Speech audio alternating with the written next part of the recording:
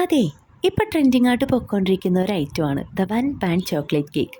ഞാനും ട്രൈ ചെയ്ത് നോക്കിട്ടോ.